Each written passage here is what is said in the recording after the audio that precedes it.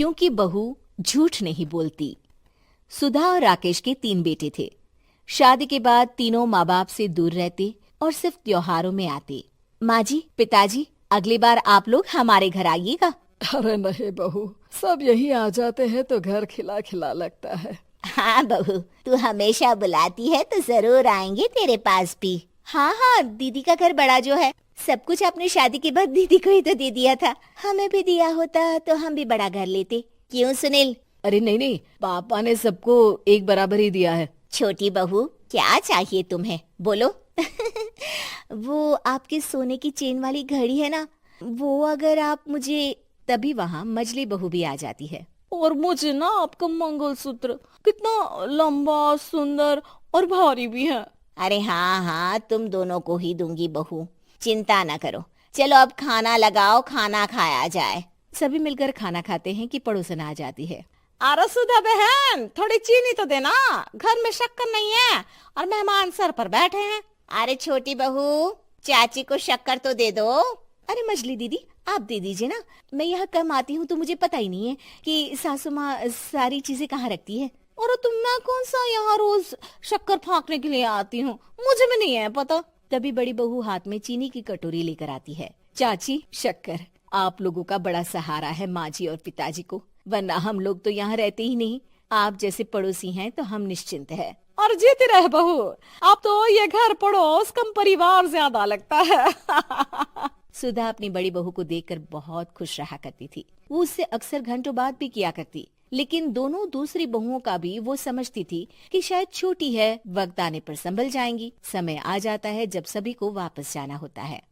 माँ जी, हम लोगों की फ्लाइट पहले है, हमें इजाजत दे। वो सास के गले लगकर चली जाती है। थोड़ी देर बाद छोटी बहू कहती है, माँ जी, मैं ना ये सोफे के कवर और चादरें ले जा रही हूँ, यहाँ तो ऐसी ही पड़ी रहेंगी। हाँ हाँ बहू, ले जा, और कुछ चाहिए तो बोल। और तो चाहिए बहुत कुछ, पर चलिए कोई बात नहीं, अगली बार ले जाऊंगी मैं। ऐसे ही मंजली बहू भी घर का बहुत सारा सामान ले जाती है। सभी के जाने के बाद सुधा राकेश से कहती है, घर कितना सूना लग रहा है ना। हाँ, और खाली भी। तुम्हारी दोनों बहुएं सब बटोर गई।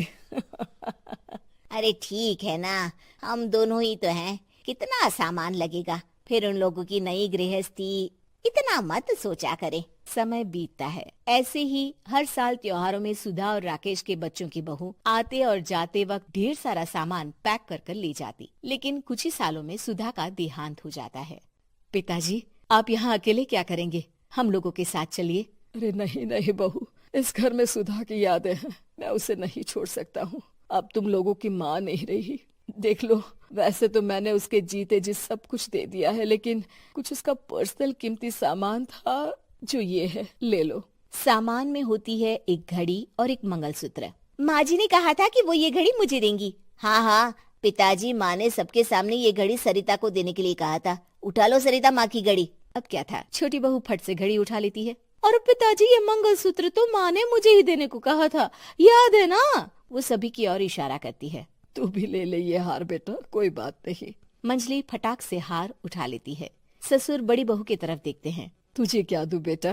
पिताजी, माँ ने एक चीज मेरे लिए भी रखी है।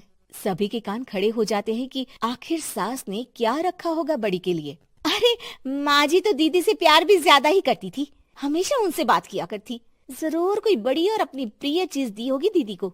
और देख लेते हैं ना, वरना तो हम भी बराबर का बंटवारा करेंगे।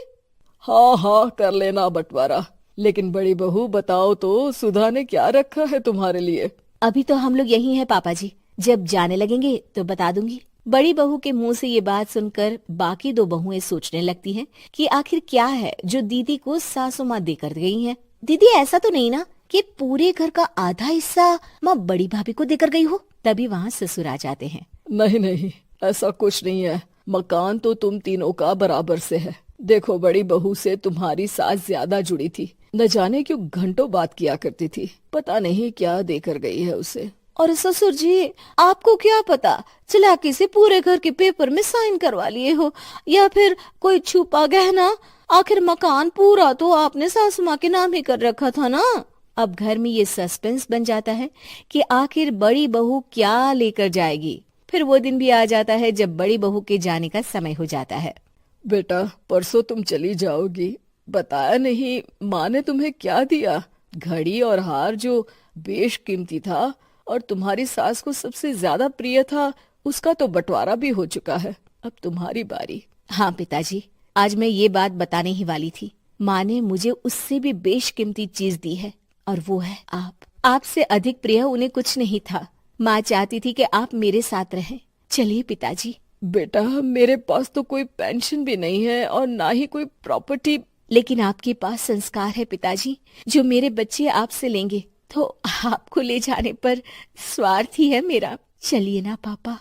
सभी के सामने पिताजी बड़ी बहू और बेटे के साथ उनके घर चले जाते हैं।